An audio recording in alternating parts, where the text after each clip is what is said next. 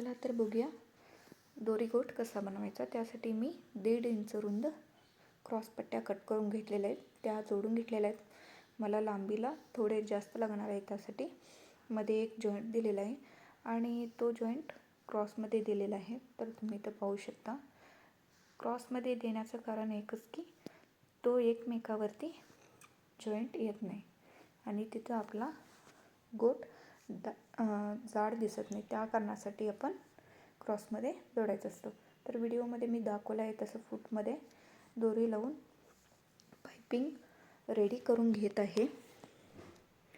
तर तुम्हाला ही पद्धत अवघड वाटली तर तुम्ही सिंगल फूटच्या सहाय्याने सुद्धा दोरी बनवून घेऊ शकता, दोरी गोट बनवून घेऊ शकता. तर मला ही पद्धत सोपी वाटते. तर तुम्हाला ही पद्धत कशी करायची याचा फुल व्हिडिओ हवा असेल तर मला नक्की कमेंट बॉक्समध्ये कमेंट करा. तर मी आता ब्लाऊजला जोडण्यासाठी मार्किंग करून घेत आहे. दोन्ही हुक आणि लूपच्या पट्टीला मार्क करून घेतलेलं आहे. तर हळूवार पद्धतीने सरळ रेषेमध्ये गोट जोडून घेत आहे.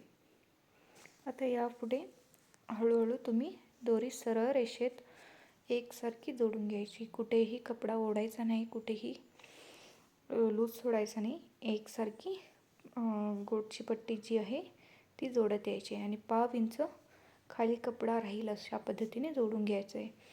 जोडून घेत असताना गळ्याच्या बाजूला 1/2 इंचच राहील याची काळजी आपण घ्यायची आहे. त्याहून जास्त जर तुम्ही ठेवला तर तुम्हाला कट करावा लागेल आणि कट केला तर गळ्याचा शेप बिघडू शकतो. त्यासाठी तुम्ही ही काळजी नक्की घेतली पाहिजे. जर तुम्हाला असं जमत नसेल तर तुम्ही चॉकनी आधी मार्किंग करून घ्या. मार्किंग करून झाल्यानंतर तुम्ही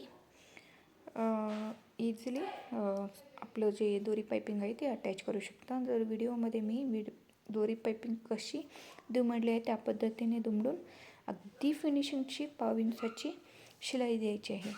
जर तुम्हाला हे जमत नसेल तर तुम्ही कच्ची शिलाई करून घ्या आधी, मग ही फिनिशिंगची शिलाई द्या. तुम्हाला जमेल, नक्की जमेल प्रयत्न केला तर. मला हे अगदी प्रॅक्टिस आहे त्यासाठी येतं मला. तर तुम्हाला याहून सोपी पद्धत हवी असेल तर मला नक्की कमेंट बॉक्समध्ये कमेंट करा. आणि याचा लुक आयरनशिवाय तुम्ही इथं बघू शकता कसा दिसत आहे. तर तुमची फिनिशिंग जी आहे ती यावरून कळते. चला तर भेटूया पुढच्या व्हिडिओमध्ये.